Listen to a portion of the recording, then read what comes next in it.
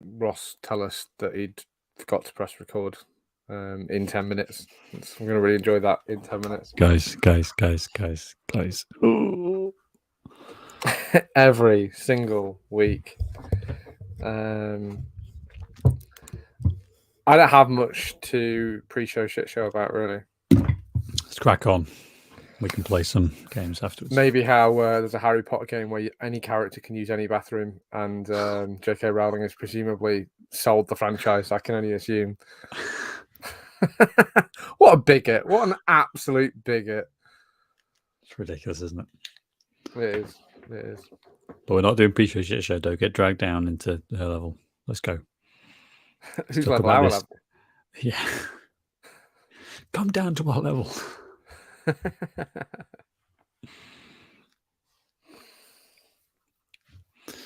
Let's do it.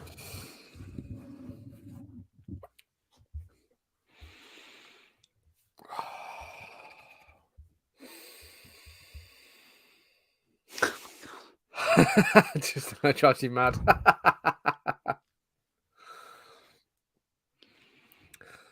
Hello, and welcome to this week's episode of the movies of 1999. My name's David, and this is the only year that exists in the entire of history, right?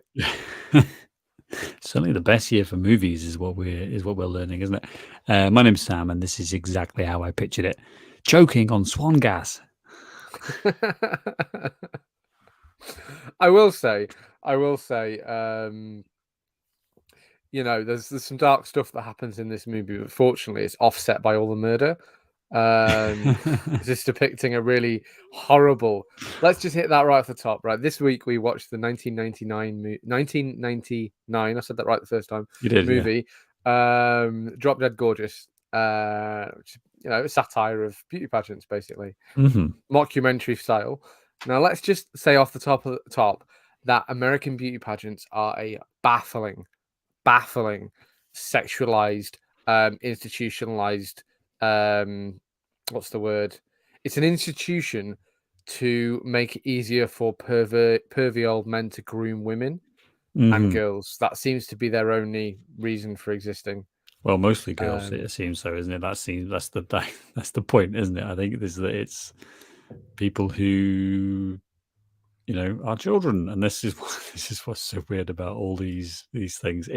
I've watched there's that documentary, isn't it? Is it a movie Lou through one? I can't remember, where it was just awful seeing these and young girls in this movie, yeah, caked in makeup, and I just think, what the fuck? What it is beauty pageants in America are a holdover from when women couldn't vote and were considered property, except, you know, suffrage happened like 100 years ago, and guess what? Don't worry, men are still in charge, and we're still going to keep fucking objectifying women in these disgusting pageants. Yeah.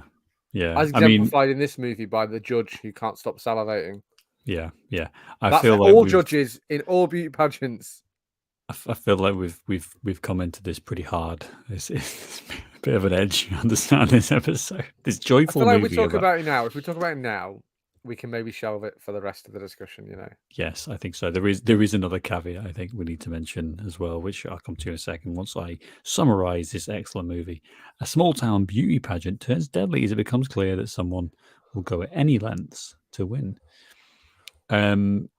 This is a movie that I had seen in part previously when Nicola was watching it, and I was like, you know, she puts on something and I'll be sitting there doing whatever, and most times I think you give your wife short shrift. I generally think she has a reasonable taste in movies. No, she does. You bring to the podcast. I wasn't suggesting that, but she also watches a lot of shite as well. She'd be happy to admit that. And this is a movie that got my attention. It got my attention. I didn't, you know, miss the first 15 minutes or so, and we were still in this wonderful opening of this movie. I absolutely love the start of this film where we're just cruising around this cast of characters, and it's just zany and weird, and like it's just such a fun watching movie, if that makes sense. Like, there's so much to enjoy and to feast on.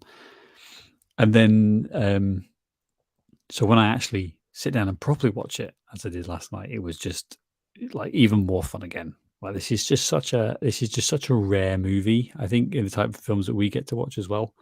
And I I think it's a shame that Ross isn't here because I know he would absolutely have hated this. Absolutely would have hated this. Yeah, it kind of asks you to buy into the sensibility of the movie. I think if you could watch this and maybe, not quite get that it's a satire and that it's kind of like making fun of a lot of this stuff, especially in the first 20 minutes, like you said, the first 20 minutes I think are like, I think you said they were tack sharp, the first 20 minutes of this film. Because we just jump in and we're doing this documentary. And until the tractor blows up, I think is the first moment where you're like, maybe something a bit different is going on here. Until that moment, like I can see you being like, why am I watching this? Like, oh, it's going to be like a nice, thrilling, she won because she was the best and blah, blah, blah, sort of movie. And it isn't that in the best way possible, but it's kind of like it asks you to enjoy what they're doing and buy into it immediately, I think, and enjoy the wackiness. Not everyone is there for the zaniness of this movie. It is extremely, where Kirsten Dunst is like putting makeup on corpses is her like part-time job. yeah, And serving lunches in the school, which is more of a reflection on the social hellscape that is America. But like, I think that's asking a lot of your audience to be like, who am I supposed to... I can imagine a lot of audience members being like, and who am I rooting for? yeah, absolutely. And I think it's an interesting one because Nicola had said to me, that she'd watched this many, many times as a teenager. And it was like one of her, and she'd forgotten about it for years and then came back. It was like, oh, wow, we'll get back into this the first time that she'd watched it. And I think that's such an interesting take because this was a movie which you look at the reviews when it came out in 1999 was pretty much panned. I think it's got a 47% on Rotten Tomatoes, but in the contemporary reviews were not good because number one, sod all money. It made no money. I think they lost about $5 million on the production budget just at box office. The director has done, I think there's one, if you look at his filmography, one more movie, one more output has a Wikipedia page, and that's a TV show. The rest of them are sitting there. He's done bits and bobs and he's involved, but in terms of his like actual, the one with the Wikipedia page, Sam, is a Netflix series. There we go. And I think I think it shows like the effect of this movie. It wasn't well received, but it's taken on a cult following. I think because of people like my wife who saw something in this movie and attached them, saw themselves in this film because it is quirky and it is subversive in a lot of ways. It's challenging and it also has like this great sense of humor that just runs through that's really dark and menacing. And I just think like, how many movies do we get to watch where we have such variety in what we're seeing in terms of like just the cast of characters, but also just how, as you say, how zany it is, how off the wall, and it reminds you of the mockumentary style that would become so popular later on. Things like The Office. The Office, especially, we get a lot of talking heads in this, and I think it's a really just like it's such a surprising movie. Such a surprising movie. Absolutely, it's always fun to go back and look at movies. I mean, this is 24 years old now. Pardon me as I turn to dust. And I was like, oh, this must feel like a relatively early form of the mockumentary, which, like you said, that The Office, the US one especially, was like the big, like, oh my god, this is, and then that spawned everything else that's come since. Actually, no, the first mockumentary is like the 30s, obviously. Like, no one's had an original idea since they invented film. But that's fun, and that was all just stolen from the theater. Anyway, exactly. It's all just a total shit show. But let's talk a little just before we jump into this movie about 1999. We've touched on it being the best year for movies. We've done quite a few movies from this year. Quite a few teen movies from this year as well, I will say. It seems like a real hotspot of like we've said before. The reason 1999 is the best year for movies is because it's like the peak of cinema going.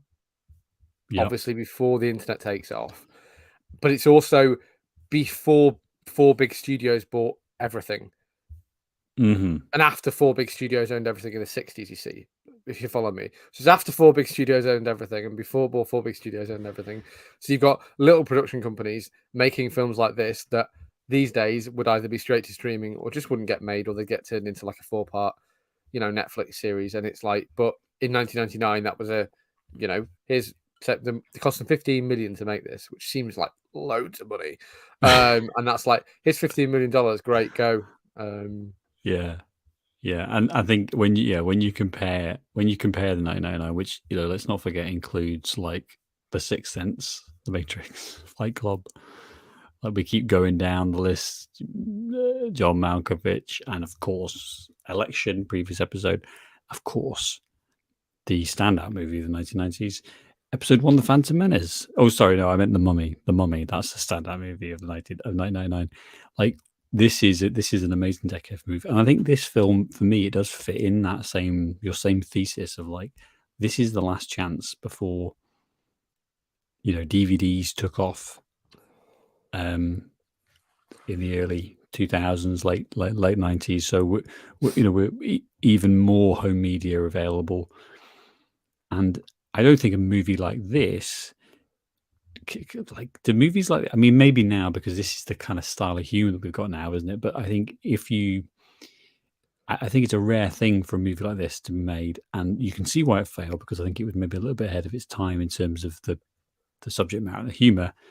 But it definitely fits in for me as part of the 1999 like feast of movies that we got. There's so many good films, and this keeps up with it. I think the way that this movie would be made, later than this, so like in the aughts or the 2010s even, or even now, like you kind of got a couple of directions. So this movie is actually really wholesome, and I'll expand upon that later. But like for a movie that's about someone murdering a bunch of teenagers, it's surprisingly wholesome and like chilled out and relaxed. Everyone's very happy for everyone else except Kirstie Alley. If it was made now, it would be, it'd be a slasher or a psychological thriller. It'd be like, it would be, I Know What You Did Last Summer, but I think that's also a movie from 1999. But it'd be, I Know What We Did Last Summer. But with all of these, but it would be about the kills, it would be about the violence, or it would be a mystery where you sort of like, oh, who is killing all these people and blah blah blah.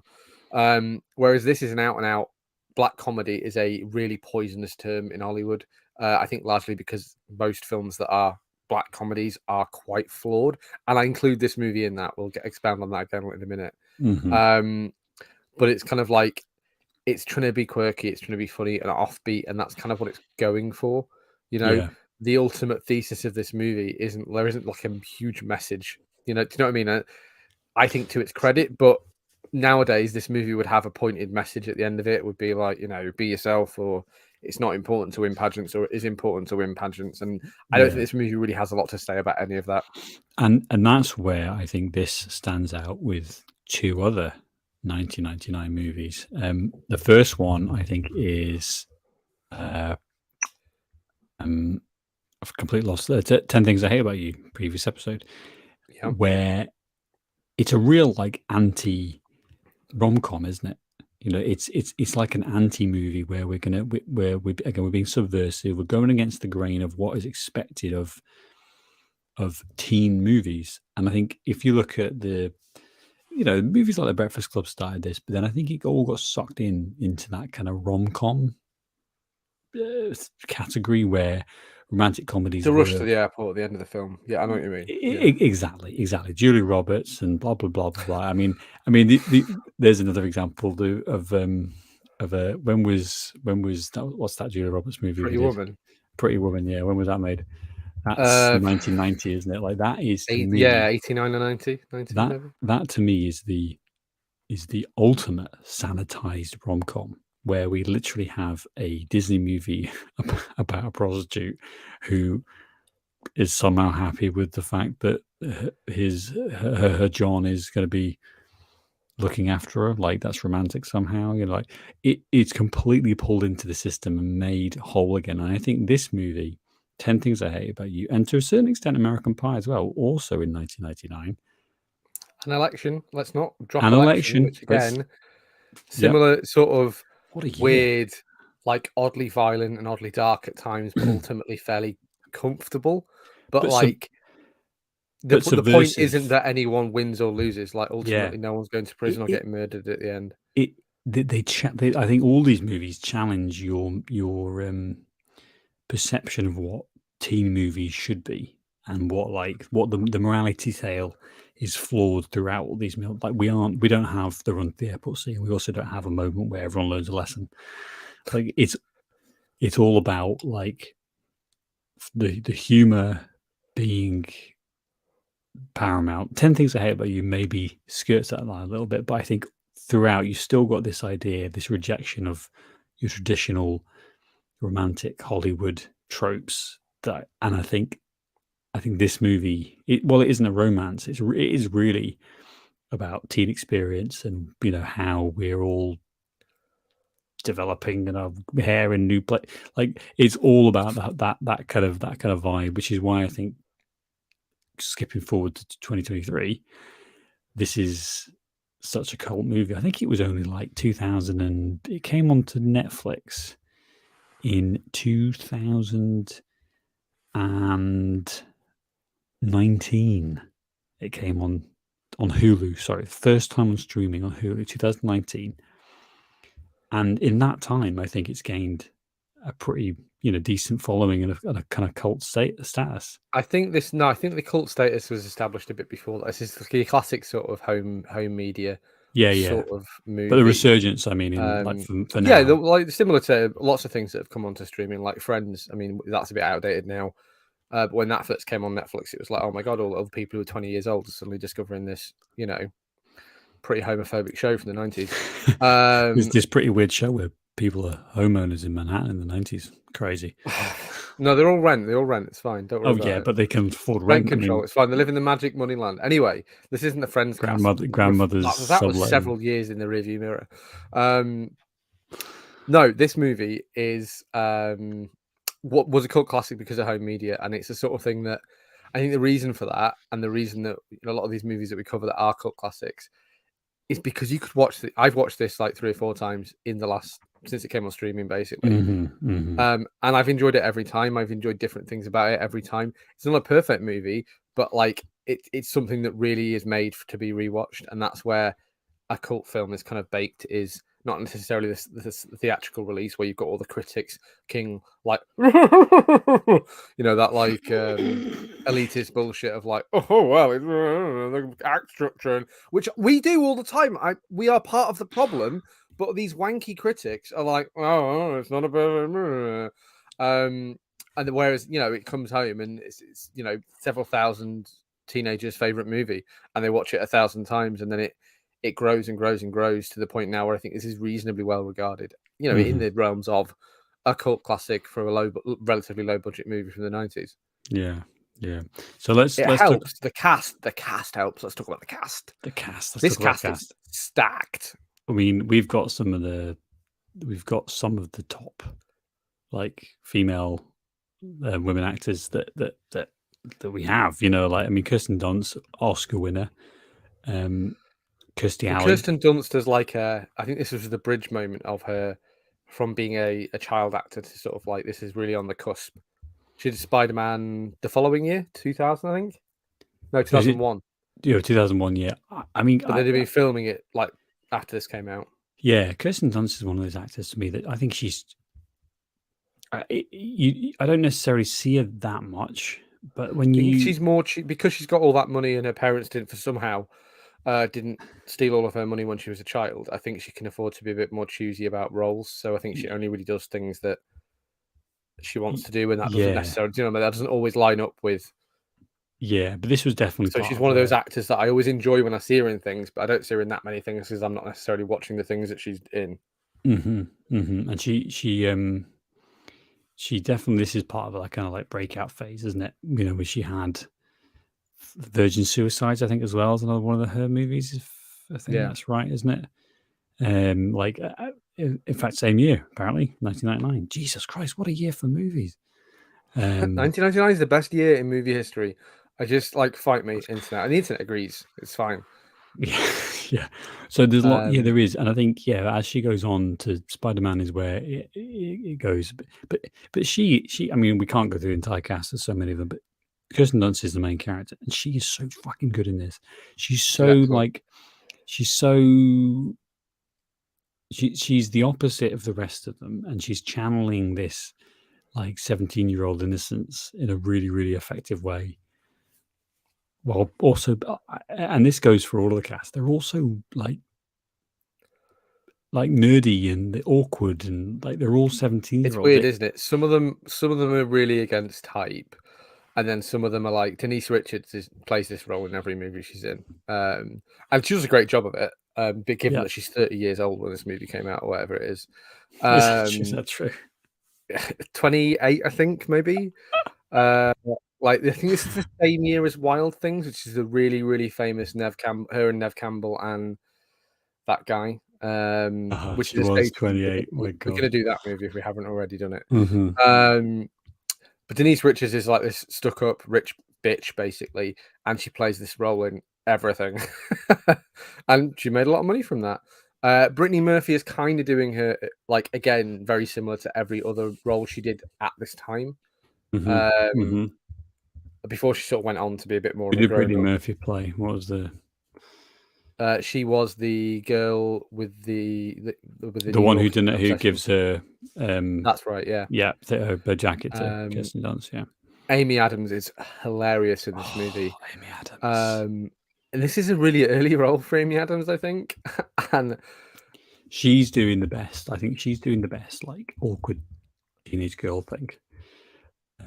She must have been about 25. Is she 70s as well? Maybe she was born in the 70s. Something like that. She's a bit older than Dunst, but not as old as Richards. Yeah, she was. She was 25, born in 74. So, you think she's 25 and she's just channeling. She's just the way that when she's doing the awkward interviews, and you can see her in the background looking, and she's kind of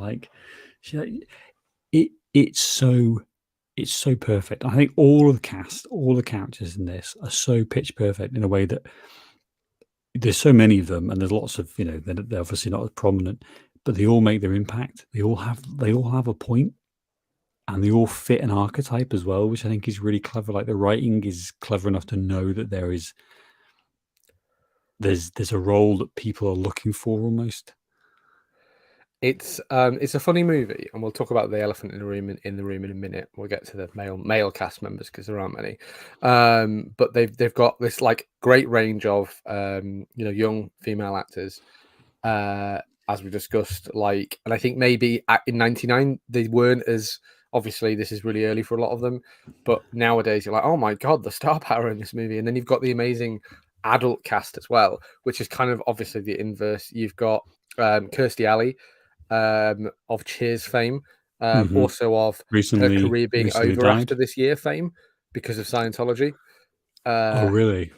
Yeah, pretty much. She did Cheers and she did a couple of films, and this is one of the later things she's done, and she's basically stopped.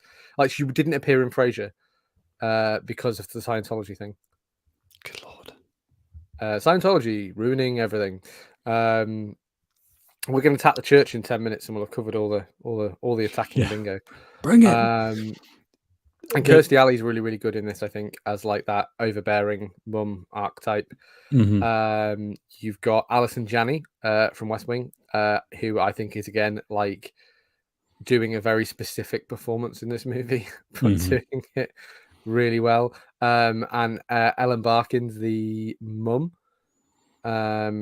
Yep.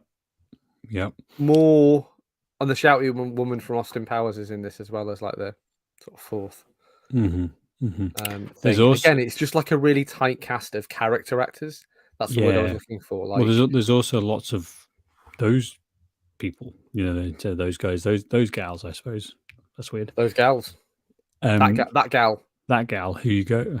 That person. Let's just say that actor. Unnecessary. Well, so that guy. A guy can be a. It's a that guy. They're a that guy. Yeah. And there's the friend of Kirsten Dunst's mum, who I'm not sure who, but that's Alison Janney. Alison Janney, right? That's a face. She plays the press secretary in West Wing as well. Yes, that's it. That was where I was that's the other thing you'll know her from. Because she's a really good, prominent actor. She's fantastic in this. There's also, I think it's Mindy Sterling as Kirstie Alley's like assistant. You know, the kind of the second. The shouty woman from The Last Crusade and Austin Powers. Yes, wow. Except she's not shouting in this movie, which is this is a deep pull bizarre. All the way. And there's, so all of this whole like makeup is just fantastic, and you really wonder, like, the casting director in this must have just been working their butts off to get so many of these great character actors in, and also to assemble them away and just be kind of. This is where the writing, I think, is really strong. The characterization, it comes from somewhere, doesn't it? Like, there is an origin story for all of these characters that comes from experience, and that's what it felt like to me. You get the feeling that the setting, hard to write. The Minnesota setting, yeah, really feels like if you were to pick somewhere here in the UK that's like just bumfuck nowhere, no one lives there, no one goes there, there's nothing there, no one ever leaves. It's Cumbria in this country. But like that's something that we maybe skip on. But they've got this really stupid, funny accent. You've maybe not seen the Coen brothers Fargo. It's a similar thing with Frances McDormand doing this really broad Minnesota accent. And that lends itself quite well to it as well, because like it feels relatively true to life, while at the same time they can just really like lean into how broad it is. Well, there's some good truth on this, because the writer of this, Lona Williams, was number one, raised in Rosemount, Minnesota, so the exact same setting of this movie. She was also in beauty pageants, and she became runner-up in America's Junior Miss, winning a $10,000 scholarship. America's Junior. What the fuck? What's $10,000 get you in American college? What's that, about 3 weeks?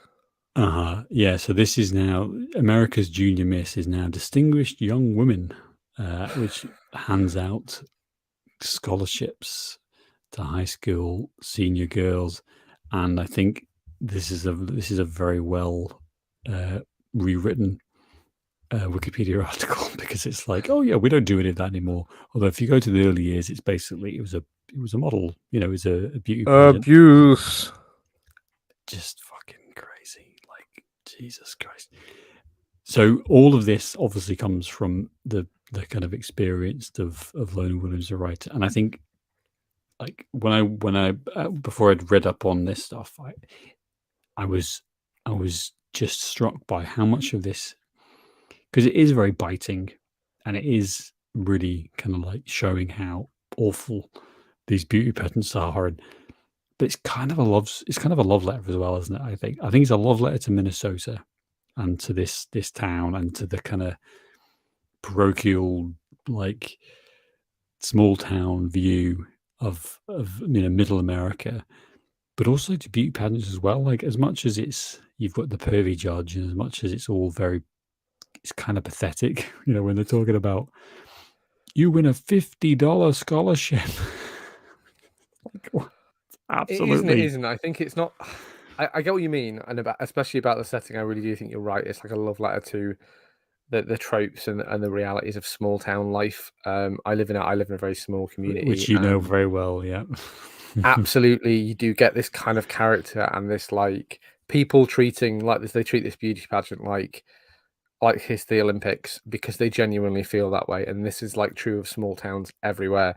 Is like the tiniest, most insignificant, pointless little thing is like a big, epic event. But I think this is more like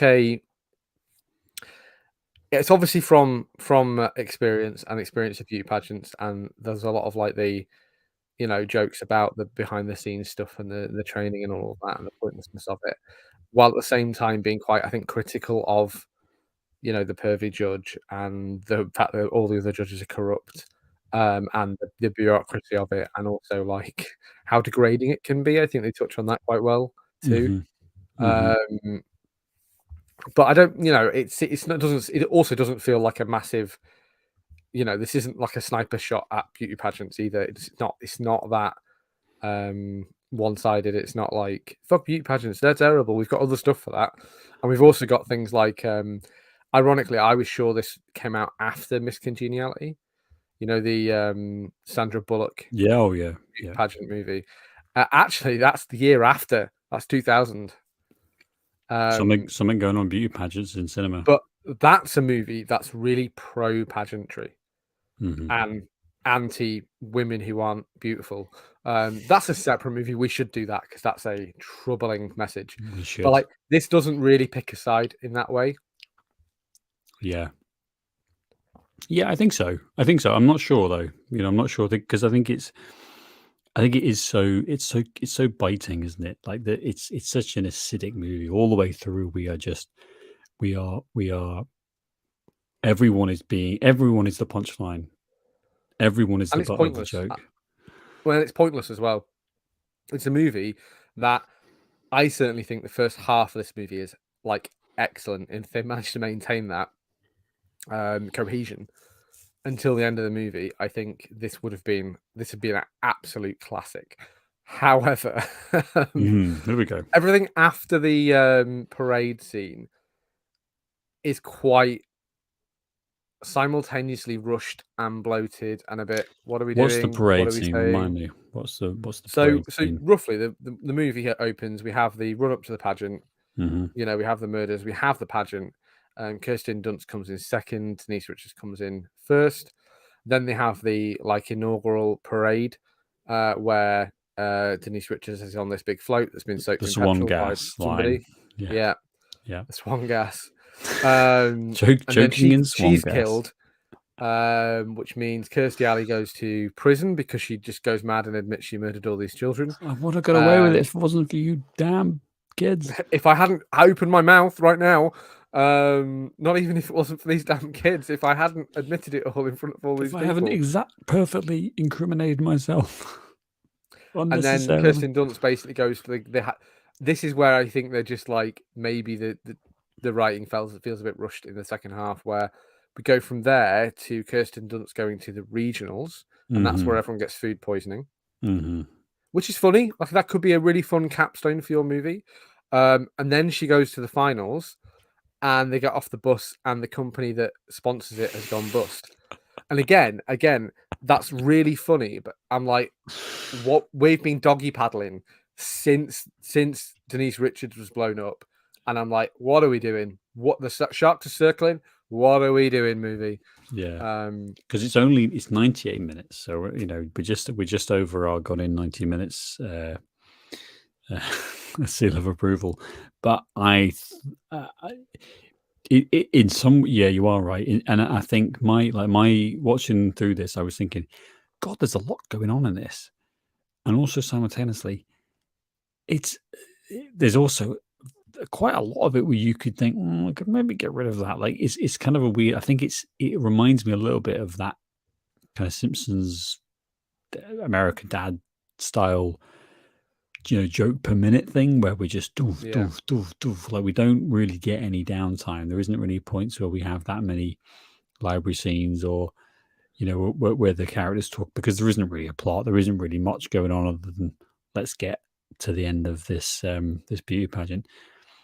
I do think, we could maybe tighten up like the last 25 minutes, 20 minutes, maybe, but a bit more disciplined. I think it might benefit from, and I love this movie. Don't get me wrong. I think it would maybe benefit from cutting those ends, like cutting maybe the final beauty pageant scene or making it shorter, extending the time before we have the end of our beauty pageant.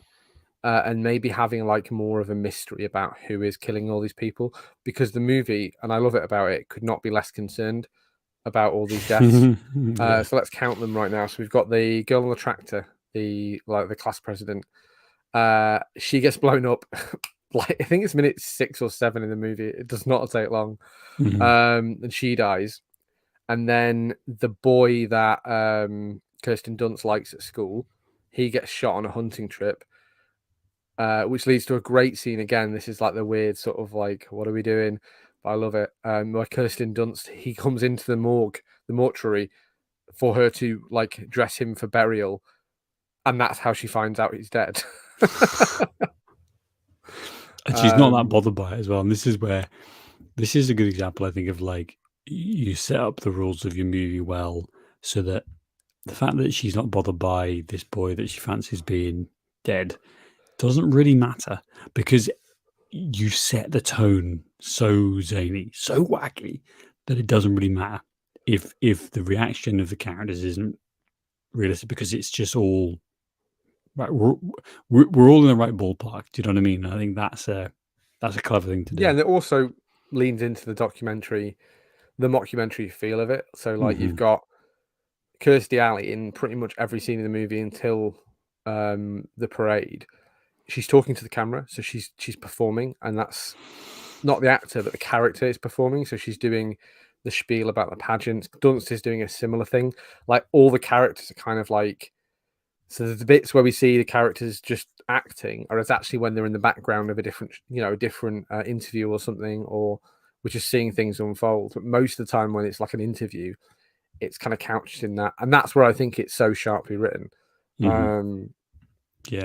Yeah, the writing is. I forgot to mention actually. Lona Williams is the third judge. The writer of the movie is the third judge. Right. Yeah, which I was like, I was a bit, who's she? So I was like, oh, that makes sense. I thought it's quite funny. This film is full, like you said. Almost everyone in this film is a. Where do I know them from? The fat judge. We'll touch on the unfortunate handicap jokes in this movie in a second. The fat judge, the guy who runs the hardware store, he's the professor in Richie Rich. Oh yeah, I could see that. Did you get that, or did you Google it? Be honest. No, I knew it. I haven't Googled it. I could be wrong, but I don't think I am wrong. Also, this guy is still alive and he's lost loads of weight. I just figured that somebody who was this overweight in his 50s in 1999. Nope, he's still going strong. Good on him. Good for him. Good for him. Let's talk about. And to be honest, we started with a disclaimer about this movie, and I think we should have added on to that. Is this movie entirely undercut by all of the disability jokes? I mean, this guy is not disabled in real life. The actor who I'll try and find the name of, and Will Sasso, and is doing is it maybe the broadest, most offensive, like just through it seems like the least researched. We're using the R word a lot in this movie, which is something that after really about sticks 10 out. minutes we're using the fucking R word. We're dropping, and then like also we think it's and it's. I think it's something to do with, it's just something about films of this era. There's something about Mary also strikes me as a movie that again is like not particularly kind about people with disabilities. I think this movie is literally this character is a punchline. But also the movie can't seem to get past the fact that obviously all the people who were making this thought this was the funniest shit they'd ever seen. So much so that there are multiple scenes where it's just this character on screen, like when he's stuck in the car, or at the end when he's covered in tinfoil running around. And it's like, I know it was a different time, but there's no excuse. This is offensive, and it does kind of tarnish the movie a little bit.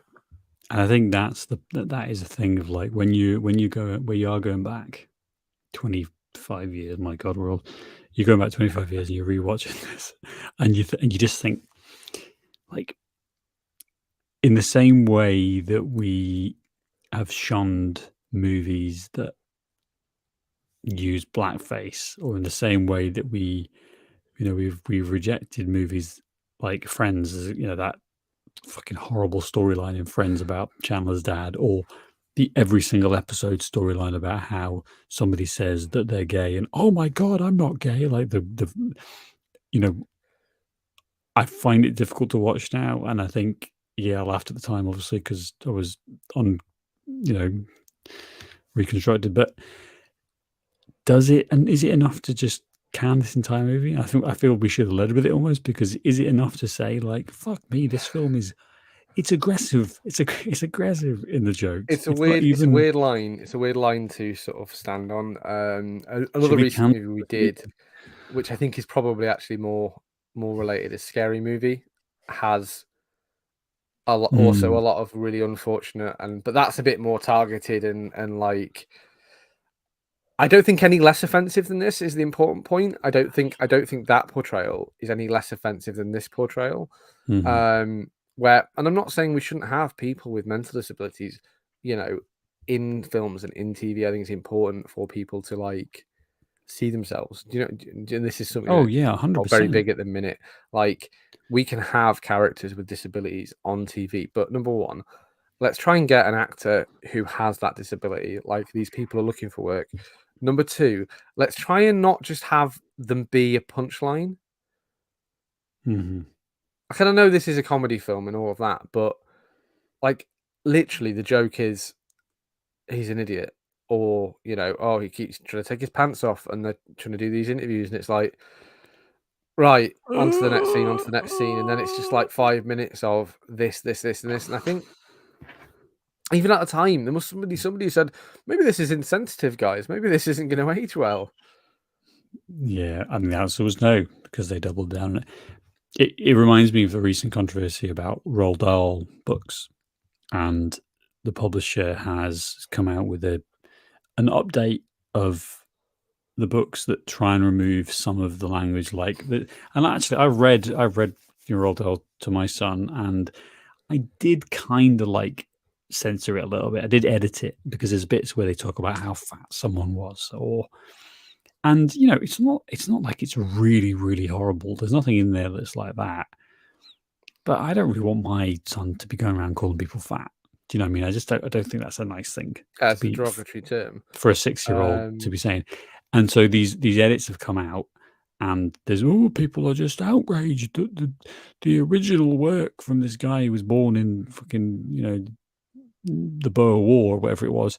Like, I think it's okay for us to almost just say, well, that's not okay anymore. I'd be happy if they just had a re-edit of this movie. I'd be like, just get it out. We don't need it as much as you can. There might be scenes that you have to keep in but just get it out, because then I really think you should cut most of this out of the movie, and it would be fine. Interestingly, Sam, on related to that Roald Dahl thing, they've also released some re-edits of the James Bond novels. Is there anything left? So is there anything left? This was my question. I was like, right, so they've taken like Dr. No, for instance. I mean, the movie is bad, but the book is worse. I don't know if you've ever read any of these. But they are like so incredibly racist. Obviously, women barely exist outside of fucking like, sex objects. And they're so racist. And apparently they've re-edited them to get rid of a lot of like I think what they've actually done is maybe like taken some of the race descriptors out of like henchmen and stuff, some of the more just racist, just literally racist, but like like eugenicsy. They've taken a lot of the eugenicsy racism out of them. And there was a bit of outrage from there, and the Fleming estate is apparently not happy about it. And there's all this, and it's like, why are we defending this stuff being in the book? Again, it's fine to enjoy James Bond, but admittedly, you've got the 4 pages where he's not being racist or sexist in these. But like, again, maybe let's try and refresh these stories for the modern age, and maybe let's, be able to enjoy them in that way. I'm not saying we should do this with every movie for certain, but stuff like this, it's not going to change the movie. It's just maybe let's just cut 4 minutes of this movie and we're moving on. Yeah, I think so. It feels to me like there's just a little bit of it's getting a little bit dragged down in the it's punching down, isn't it? That's the problem in this movie. The jokes. The jokes aren't. So we got the jokes about the judge who's a pervert, right?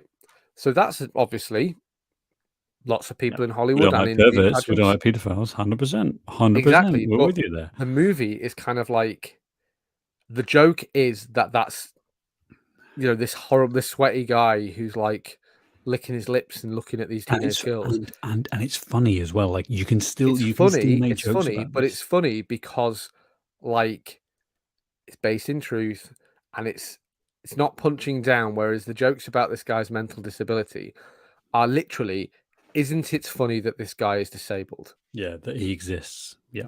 That he exists, not him interact, and that's shown by the fact that all of the scenes, most of the scenes where it's the films making fun of him, it's just him in a scene. Yeah. Yeah. Yeah. It's really poor. And it's a shame because it does tarnish the movie for me, really. It does kind of leave me a bad taste in my mouth. And I guess that's just something you got to deal with, isn't it? If you're gonna watch a film like this from the year of our Lord 1999, it's where we are a long way away from Kansas, as so It's always tough. we It's have always to tough, be. but it's this midpoint. I think of like even older movies than this. Quite frequently, they lack this really offensive stuff. I think not all of them for certain, but I think this is the 90s, especially were a period in the 2000s where we could say all of this stuff in a theatrical release movie, and nobody Mhm. was, the critics or the Hays Code or whoever weren't like coming down on you like a ton of bricks, for sexuality or whatever in these movies. Where so you got some stuff that's really like provocative and forward thinking and transformative, and you've got other stuff like this in Scary Movie, where it's just mean, nasty jokes that are just mean and nasty. Mhm. There were a lot of things though I liked about this production. We've talked about the cast a lot. I really like the look of this movie, and do you know why, Sam? Because everything looks like shit, Yeah. but not in a low budget Hollywood, we're filming on a set look, but in a we spent a lot of money to make this look like shit Mhm. sort of way. Yeah. Yeah. I mean, the whole like you've got these great trailer parks. I think a lot of it is that attention to detail in the locations, isn't it? And that ability to be like, oh yeah, I know exactly what I want. I know exactly what I'm looking for here when it comes to this scene or this school or whatever else. They're able to, I think, really just like realize the vision of the writer and the director in terms of being able to just nail down exactly what they wanted. And Yeah. when you're watching a film like this, I think it really does it. The offensiveness aside, it feels like a real work of affection and like it wants to tell a positive story about this place and this community and these type of people, these Midwestern, is Minnesota Midwest? Maybe, I don't know. Hicks, basically. Yeah, this middle America feel, and I think as much as it's laughing at them, it's kind of also there's an element of respect. There's an element of wanting to hold up and show that these people are fully for. I mean, like for me, the best example is the mom. Kirsten Dunst's mum's really, I think, is a really positive character. Obviously, Ford has her own peculiarities and all that stuff. It could veer really, really easily into like, again, quite offensive and punching down, and oh, this poor woman's we've seen it because a she's million poor. times. Yeah, Because she's yeah, poor, she's a shit mother, and she smokes, she drinks, and she doesn't have a job, and all of this. But actually, she's this incredibly supportive parental character, and you're yeah. like, yes, And yes, and her friend who does a lot of the mothering because she's stuck in the hospital is equally like she looks after Kirsten Dunst and she's really like she sticks up for her, and I think all of these it shows, I think, like the humanity of this situation as opposed to just glorifying the fact that these people live, are poor or they're the most educated or whatever else. And that I think is a really like it's a very human movie in that way. The way that yes, everyone's, most of the girls are quite supportive of each other. I like the way that Denise Richards' dad keeps trying to turn the interviews into adverts for his furniture company. I love it. Like again, feels very true to life. Kirstie Alley's whole thing. She has a speech about, oh, when I was a girl, my mother wrote me a check for $3.5 million and sent me out into the world. And she's saying it like it's this rags to riches story. And it's just like, again, there's a bit of reality there. And all of these characters kind of like live in their own world. I really like the Brittany Murphy's family. Her brother's in New York and he's gay, and obviously it's 1999. And the joke isn't like, not that there's anything wrong with that. The joke isn't that there's anything wrong with that. The joke is that the parents just don't know, and they're like, "What? What? What do you mean he's moved to New York to be in musicals and he's gay? What are you talking about? Dad. He's gay." Like it's just which is a very. You've got the girl from the Deaf family. And they're really funny. Like, I love the line where they come in and because she gets hit by the light, which is very, really tropey that Kirsten Dunst was supposed to get hit by. And they're like, "Oh, is she okay? Is she okay?" And it's like, "Oh yeah, well actually she's deaf, so yeah, she's really happy. She's over the moon." It's like it's the way the movie subverts your expectations because she's not dead. And it's like, and I think that particularly is like, oh yeah, it's positive. Of course, the deaf community is a proud community, and they're not, they don't think of themselves as disabled, and nor should they. I love, there's lots of characters like that, and everyone's quite positive. Amy Adams' character is like obscenely sex positive about everything, and again, that doesn't quite veer into the offensive. Yeah. So ultimately, I think most of the stuff in this movie, I think, is reasonably central in that way. There's an easy joke that they don't make about every single one of these characters, but they put all of that into the one offensive character.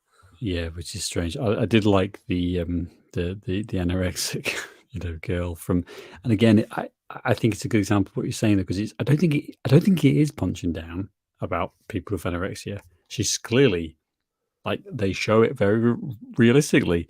What the joke is that this girl destroyed herself to become the state. No, it's not even the state. It's not even the state. What do you mean anorexia, Sam? She's got leukemia. No, it's anorexia. No, it's not. That's what it says, because there's a sign that says eating disorders and the burn unit. And that's the joke, is that they have those two together because they're the only two things they need in the film. There's a sign at the hospital that says, Alexandra Holden plays the character. Huh. Drop Dead Gorgeous. I'm just gonna double check that I'm not an idiot. Anorexia. Welcome, listener, to me. Yep. Googling things. Yes, she is Googling things. She is she's the reigning pageant winner, right? So this is what I'm saying. She has destroyed her body. She is anorexic, and in hospital, she's like gasping for every word. And she's done all that to win the Mount Rose local, BIS. Like she yeah. I just think that's such a funny joke, and it's pointing at how silly all of this is. I think that's just a really funny joke. You continue to Google stuff and confirm that I am right, but I definitely am right. So we can move on. So let's I'm wrap just amazed that I never picked up on that. I've seen this movie so many times. Yeah. Well, go back. You'll see there's a sign that says anorexia and burn unit, because they're the only two units that we need in this really tight movie. So my conclusive thoughts as we wrap up this podcast is, like, I don't think we get that many movies like this that come by every now and again, but it's one of those films, I think, that's just such a ride. Like, you just feel like, what the fuck is going on? That was my first impression when I first watched it, was, what the fuck is happening? This is wild. And I like movies like that. I like movies that you don't know what's going to happen next. And someone getting blown up on a, giant swan float, I think it's a great example of that's the one bit in the movie where, like, they kind of abandoned the who's killing all these people thing, and it's like, that's an accident. It's like, but why? Surely, and again, like I said, it's just this movie kind of Okay. subverting your expectations and doing what it wants to do. Mm-hmm. Yeah, you still don't believe me. You're still googling. I can see you. I'm baffled, and I'm not gonna get an answer on air here, but like, and obviously this is a shit movie from 1999, but like, I'm struggling to even find the character's name. The character's name is Mary Johansson. Maybe Mary Johansson. Yeah. I mean, you can just trust me as your intelligent, Absolutely not. beautiful friend. That is the character's name, and she is played by Alexandra Holden, who you also recognise from other kind of teen movies, probably. Yeah, she seemed really familiar. Friends, I think she was in Friends, was she? Maybe played Ross's. Do you play one of the sisters in Friends? I don't know. No, I think you're thinking of someone else there. Reese Witherspoon, and I can't remember who played the other sister. I don't know. Anyway, let's move our googling to off air. Dave, put your phone down. Focus on my voice. Let's get out of this podcast. And yeah, well, this was a fun movie. Like I said, I bet Ross hated it, and that's reasonable. Like, this is a movie that I think is not perfect by any stretch of the imagination. I really like I said, the first half absolutely fantastic. The second half a bit less so.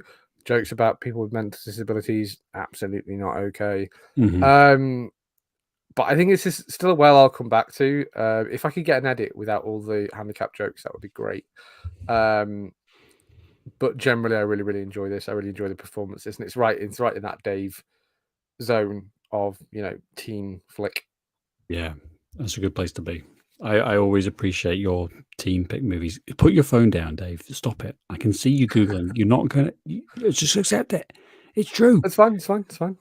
Sorry, you can talk about something other than me. You know because you're gonna. I know what you're gonna do. You're gonna go and watch the movie right now, and you're gonna confirm. Welcome to the Imaginary Podcast Watch Along, where Dave cannot accept that Sam's right, even for a second. We fast forward through Drop Dead Gorgeous. I think there is a line, but I'm certain that's not all that's wrong. Or the only thing that's wrong with her. But again, I could be wrong. You are wrong, and that is conclusive. Absolutely. Fair enough. Well, on that note, we'll be back next week to watch a movie not from 1999. Well, I'm not sure about that because we do have some 1999 movies on the list, which is, I think, a good place to be. Now, if I can find it, I'll get the list and we can confirm what the next movie is, but I don't know if I can find it. Oh, here we go. We're going to be watching Sabotage. Any idea? You suggested it. I suggested it. You suggested it. I'm not sure I did. This is. Oh wait, did you? Yeah, you did. Sabotage movie. Well, it's going to be. Oh, it's a nice. Oh, I know what it is. Oh dear, Ross is going to hate it. The 1942 Hitchcock movie. That's it. Yeah. You see, that is something that you recommended. It's a good thing that one of us knows what films that you recommend we watch. Well, join us back next week with some 1940s fun. It's okay. You don't have to. Just skip it 2 weeks. Ross will continue to be missing in action next week. I think so. I'm going to guess. See you next week. Leave it there. Maybe